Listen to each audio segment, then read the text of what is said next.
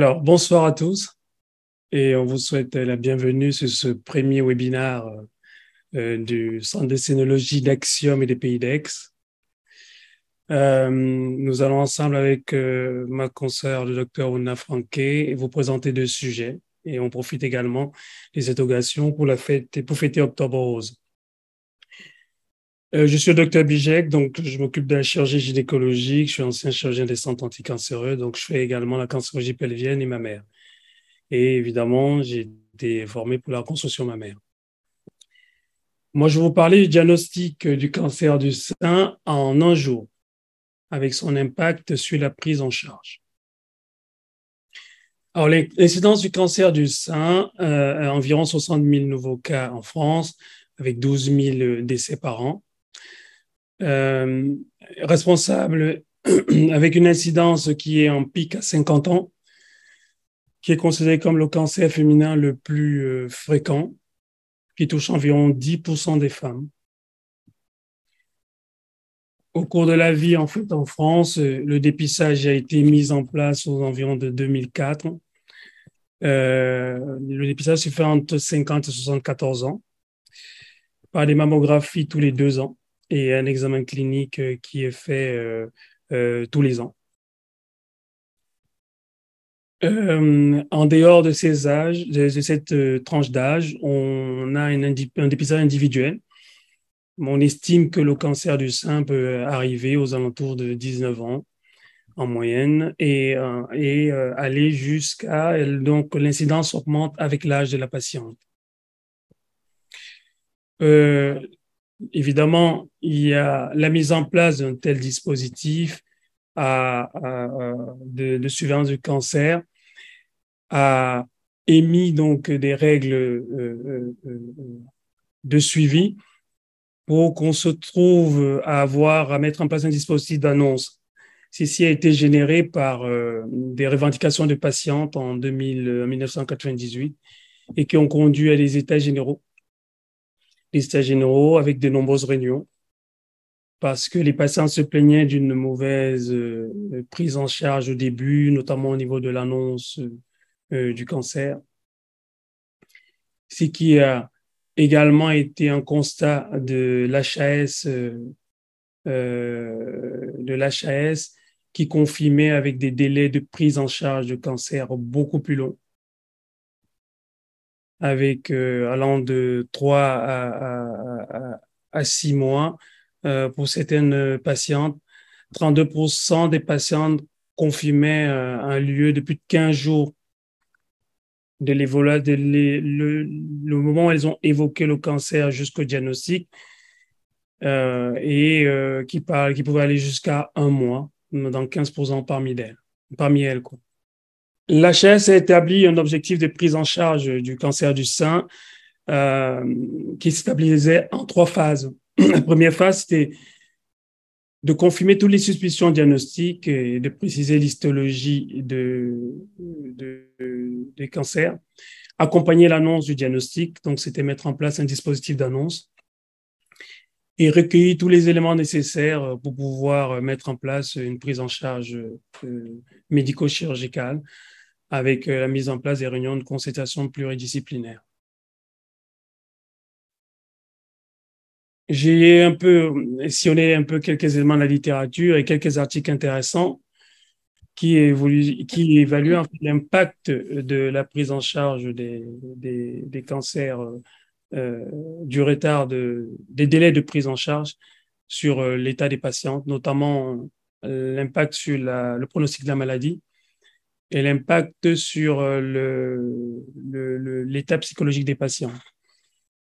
Et on remarque dans déjà l'article de Blecher qui va montrer qu'on a des délais optimums pour diminuer le risque de l'aggravation de la maladie, se situe aux alentours de moins de 90 jours pour la chirurgie et 120 jours pour la chimiothérapie et 365 jours pour la radiothérapie. Évidemment, il y a également les impacts psychosociaux et l'impact de l'annonce du cancer, l'attente du patient à la maison lorsqu'on lui annonce le cancer, la peur, ça génère, il ne sait pas comment il va être pris en charge, il angoisse, il ne sait pas comment, on va dire, quelle sauce il va être mangé. Et il y a par exemple cette étude qui montre, la dernière étude là qui montre que les femmes qui sont diagnostiquées avec un cancer du sein avaient une qualité de vie moins bien que celles qui avaient pas de cancer du sein. Et il y avait celles qui avaient vu le médecin beaucoup plus tôt avaient un meilleur ressenti et un meilleur suivi enfin, un meilleur ressenti du vécu de leur maladie. Ce qui donc a poussé à l'HAS et l'INCA à émettre quelques recommandations. Ces délais de prise en charge sont vraiment hétérogènes en fonction des équipes. Lors des constats, on va à 3 à 6 mois, comme on va remarquer là. Il faut savoir que les patientes vont venir consulter généralement par plusieurs raisons. Et il y avait à peu près dans ces études, 35% venaient pour le dépistage organisé, 34% avaient des découvertes spontanées. Et puis, on avait à peu près 5% des découvertes fortuites. La chaise s'est positionnée et ce que nous sommes tous de suivre actuellement, c'est recommander à suivre des délais de prise en charge de 2 semaines pour avoir accès au diagnostic. Ça veut dire que du moment où la patiente va découvrir sa maladie, que ce soit par l'autopalpation ou lors d'un examen clinique d'un médecin, eh bien, elle a 2 semaines pour que on arrive à faire une mammographie et une biopsie. Et de cette étape-là à la chirurgie, on a établi 3 semaines, ce qui permettait de diminuer le risque de, de, de, de, de perte de chance. Bien que on a bien vu, il y a des études qui peuvent aller, on peut aller jusqu'à 90 jours pour certaines études, mais je pense que vu les biais, l'hétérogénéité des populations, il faut faire la part des choses dans les cancers plus agressifs comme les triples négatifs et les cancers d'évolution lente. Et pour les traitements adjuvants, on s'est donné dans les recommandations 2 mois maximum. Alors, le diagnostic en un jour, il consiste en fait, quel que soit le motif de découverte donc de la patiente, d'accès à un centre, de faire une biopsie au cours de l'examen radiologique avec un résultat histologique en moins de 3 jours à peu près, maximum 1 semaine. Et un rendez-vous d'annonce du résultat est donné très vite dans la foulée, ce qui va donc permettre à la patiente d'avoir un circuit bien ciblé, de moins voir plusieurs interlocuteurs et de rentrer dans une structuration où elle sait déjà que le jour où elle a eu son annonce de lésion suspecte, la biopsie est faite et améliore et va lui donner donc très vite ce résultat. Elle sort avec un rendez-vous et ça, comme on l'a vu récemment, un bon impact sur ne serait-ce que l'impact qu'aura le ressenti d'un futur diagnostic de cancer. Les motifs d'accueil sont divers. Hein. Il y a essentiellement 4. Ça va être la découverte à l'autopalpation, la découverte à l'imagerie de dépistage, et la découverte au cours d'une consultation, et ensuite les patients peuvent être adressés directement par un médecin en réseau de ville. Ça, c'est ce qu'on va recevoir sur le centre, ce que le centre receveur va recevoir comme patiente. L'annonce de ce cancer va engendrer donc 2 impacts va entraîner 2 impacts. Donc, la première action, ce sera l'impact sur la patiente et son entourage. Et le deuxième, ce sera l'impact sur l'équipe qui reçoit la patiente. Donc, l'équipe qui reçoit la patiente doit évidemment avoir une bonne organisation et être habituée et habilitée à prendre en charge ses patientes. Le patient, la première chose, c'est on lui annonce au cancer. Forcément, il y a une décadence d'émotions, un choc.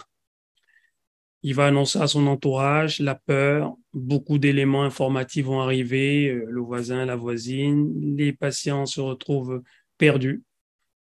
Et bien évidemment, dans ces conditions, le patient est content d'arriver dans un centre où il va réaliser un premier état de contact avec le médecin. Et c'est ce diagnostic-là, l'annonce est vraiment le moment le plus important pour lui. pour pouvoir établir le lien avec la structure qui va l'accueillir. L'impact, c'est le temps d'annonce également est une étape primordiale avec un parcours de soins qu'on va établir pour le patient, le temps qu'on prendra autour de lui pour le faire atterrir et surtout lui montrer le chemin à suivre et, et l'entourer également sur l'accompagnement psychologique et établir cette relation évidemment de patient avec l'équipe soignante et son entourage également.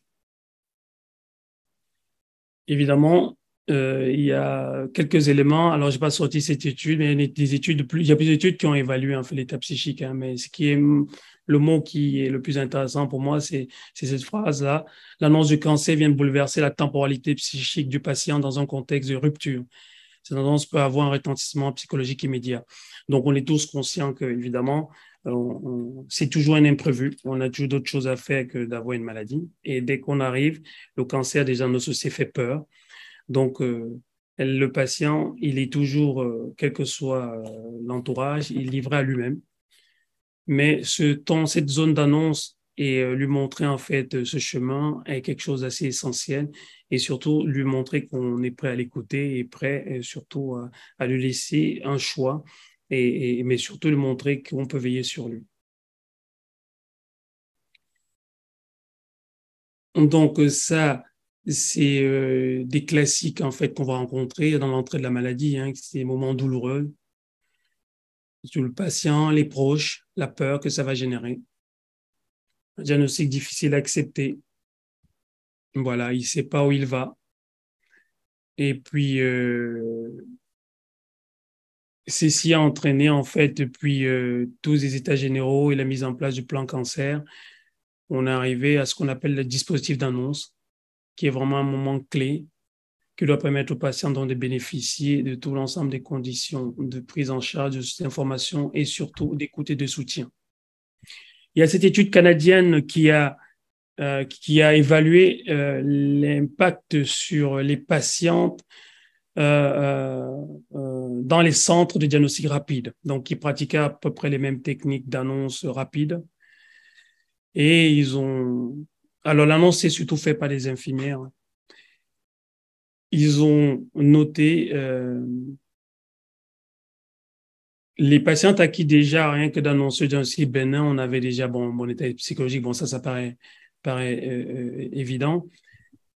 Mais on avait noté que dans ces centres-là, le fait de rapidement prendre en charge les patients, annoncer une date pour un diagnostic, il y avait une réduction de l'anxiété. La lecture des communications des résultats également rapide agissait également sur l'état psychologique. Et, euh, il validait donc le bon côté de ces centres et donc on réfléchit tous à quelle est la meilleure manière, le plus rapide de gérer les diagnostics des patientes. Pour les soins, alors pour les soins, le centre doit être organisé et il y a 4 étapes dans un centre dont très marquant. Donc déjà l'annonce de la maladie. Elle doit se structurer dans un parcours de soins qui doit évidemment impliquer une coordination par tous les acteurs de soins. Donc, on doit tous, chacun a un rôle bien précis. Et cette diversité de prise en charge, évidemment, permet de multiplier une information qui est dite et redite dans plusieurs formes, sous plusieurs formes, avec un regard aussi différent. Le regard du chirurgien ne sera pas le regard de l'oncologue médical, ne sera pas le regard de la psychologue. Il y a le temps médical qui est essentiel. Donc, habituellement, si on opère une patiente, elle est vue à gauche, elle a une mammographie là-bas à droite, elle revient dans un autre centre, elle voit un autre médecin, il y a trop d'intervenants, ça peut également la perturber. Donc, si on a un temps médical plus centré sur la patiente, avec les mêmes interlocuteurs et une action plus rapide dans la même journée, ce qui permet à l'ensemble des acteurs d'être plus impliqués et plus concentré sur la patiente. Donc, ça s'organise cela, quoi, parce que malheureusement, on peut être un peu partout, mais on a un temps qu'on doit dédier, plus important, dans la patiente dans le centre. Et ça nous oblige à faire, par exemple, ce qu'on appelle l'hôpital de jour, où tous les acteurs vont circuler pour pouvoir centrer autour de la patiente. Le temps d'accompagnement soignant, donc ça permet également de couvrir l'ensemble des examens, aider les patientes à prendre leur rendez-vous. Et du coup, il y a moins d'attente pour les patientes pour l'accès aux examens complémentaires ou aux autres soins de support. Les soins de support également sont organisés ça fait partie de ce temps soignant. Ensuite, l'articulation avec les médecins de ville est très important. Le médecin de ville a besoin de tout de suite avoir accès au centre. Un numéro, donc, souvent est dédié, surtout dans le service de radiologie, parce que la patiente a une masse, il nous faut un diagnostic. Donc, le chirurgien n'est pas la première personne, c'est toujours le radiologue. Enfin, c'est souvent le radiologue parce que c'est lui qui essentiellement va entraîner la biopsie et nous, on va récupérer les résultats très vite. Et deuxièmement, il faut que les médecins de ville puissent accéder aux chirurgiens très rapidement, ce qui permet, nous, par exemple, de les appeler également, de communiquer directement avec les médecins avant les courriers. Mais surtout, et c'est tellement, je pense, agréable d'avoir un lien de communication avec le réseau de vie qui nous est essentiel, qui est essentiel pour la fonction d'un centre. Alors, je vais par la suite vous présenter un peu comment on fonctionne dans notre centre à la clinique Axiom. Ça, c'est les flyers que nous avons mis en place pour les patientes. Donc, ces flyers. Et généralement, on reçoit toutes, évidemment, les femmes hein, et les hommes, parce qu'il y a quand même 5% des cancers du sein qui sont faits par les hommes. Ça va être une découverte d'une tuméfaction par la patiente adressée par le médecin traitant, par un gynécologue, un radiologue ou n'importe quelle personne, un pharmacien qui participe dans les soins de santé ou qui arrive à conseiller les patientes. La patiente peut adresser par son médecin, on découvert une masse à l'autopalpation. Donc, qu'est-ce qui va se passer? Elle va appeler donc notre service de radiologie à qui on a un numéro unique qui est affiché là. Et il est également sur les flyers. Les plages des honoraires sont définies par les radiologues qui sont déjà organisés pour cela. Donc, vous avez le docteur Vauchelet, le docteur Stahl. Les examens radiologiques sont réalisés, les biopsies sont réalisées dans la foulée. Les biopsies seront donc récupérées par les chirurgiens. Si la masse a été découverte et suspectée par le radiologue, la biopsie est lui-même effectuée en même temps parce qu'une dame peut venir seule pour une mammographie de surveillance, des dépistages et donc retrouver une masse. Et le même scénario est réalisé. La pièce est envoyée en examen d'anatomopatologie. Et chaque fois que le diagnostic, la biopsie a été faite par le radiologue, un flyer est mis à la patiente au centre de sénologie. C'est les flyers qu'on vous adressera et qu'on vous a déjà certainement adressés. Ces flyers donc sont des supports pour permettre d'avoir l'accès à l'organisation de soins, surtout avoir un numéro où les gens ne doivent pas perdre du temps pour être joints. J'imagine que ça doit être embêtant quand on est en ville d'essayer de joindre quelque part et ne pas avoir un rendez-vous. Le chirurgien, il va recevoir la patiente de plusieurs manières. Soit la patiente arrive avec un diagnostic, une biopsie qui a été faite dans le centre ou une histologie. Si la biopsie est faite dans le centre, on va récupérer le résultat. Nos secrétariats sont habitués, donc elles reprennent le résultat dans les 3 jours. Généralement, la NAPAC, on s'est entendu, on en reçoit dans 3 jours, maximum une semaine. On va initier une consultation d'annonce. On va réaliser un hôpital de jour. On va mettre la patiente dans cet hôpital de jour, je vous l'écrirai plus tard, où on va organiser les soins de support. On va organiser la prise en charge et le dossier sera présenté en réunion de concertation pluridisciplinaire afin de mettre en place donc, le projet thérapeutique définitif. Si la patiente nous consulte sans résultat histologique avec une masse palpable, on appelle la radiologie nous-mêmes, on prend son rendez-vous, une biopsie est réalisée et le même scénario est répété. L'hôpital de jour, en fait, c'est une hospitalisation pour que les soins de support soient mis en place. Pour l'instant, on actualise 3 soins de support essentiels. C'est l'annonce de l'infirmière qui va parler beaucoup des soins, des prothèses, de la reconstruction, de l'entourage. La psychologue.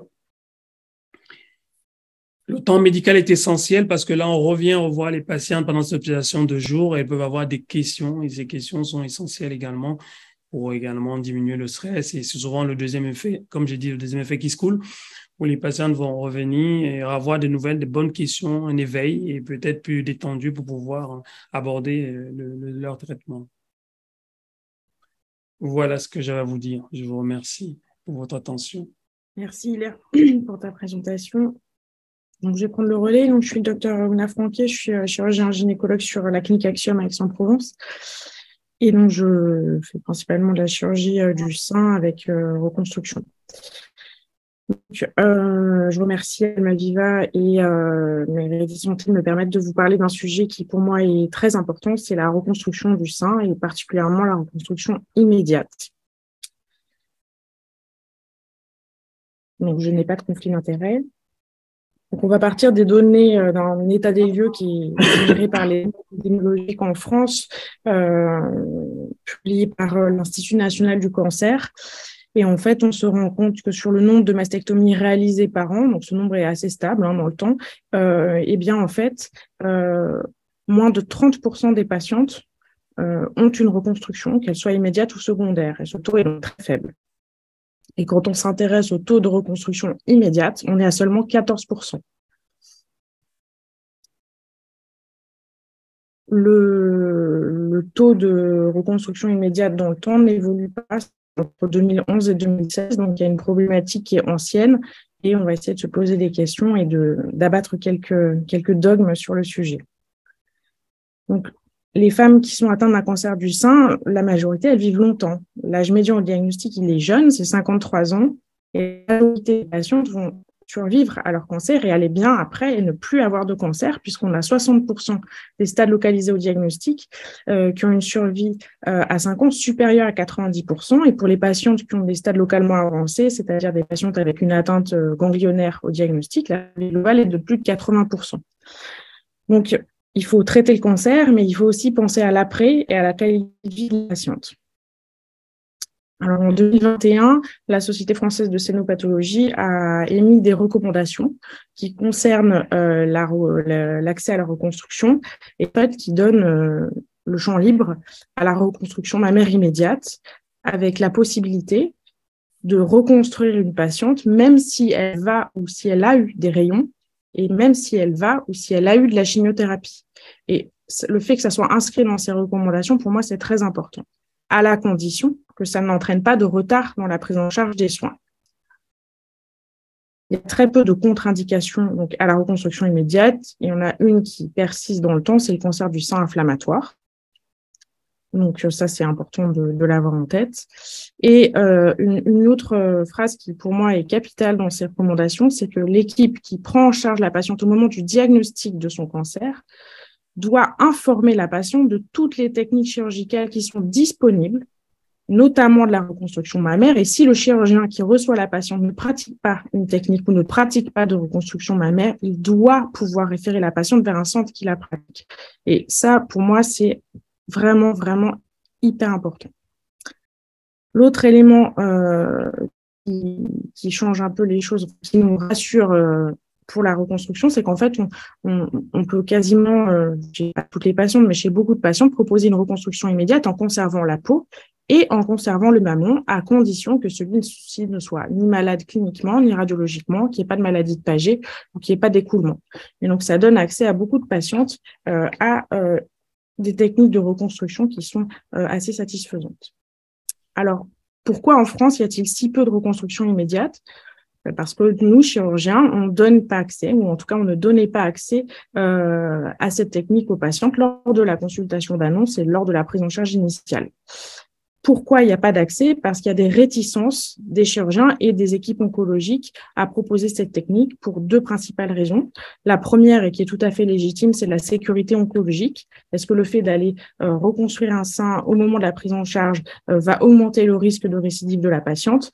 Et est-ce que le fait de faire un geste technique qui est quand même beaucoup plus complexe va retarder l'instauration des traitements adjuvants, donc notamment la radiothérapie et la chimiothérapie ? Donc, quand on fait un tour des données de la littérature concernant de la sécurité oncologique, il y a énormément de publications sur le sujet, des études rétrospectives, des analyses prospectives, et les données sont unanimes.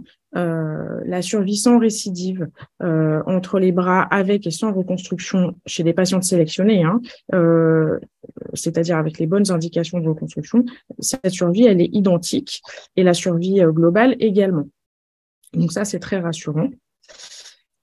Pour ce qui concerne la question du retard à l'instauration des traitements adjuvants, là également, on a beaucoup de publications dans le sujet, des revues de la littérature, des études prospectives.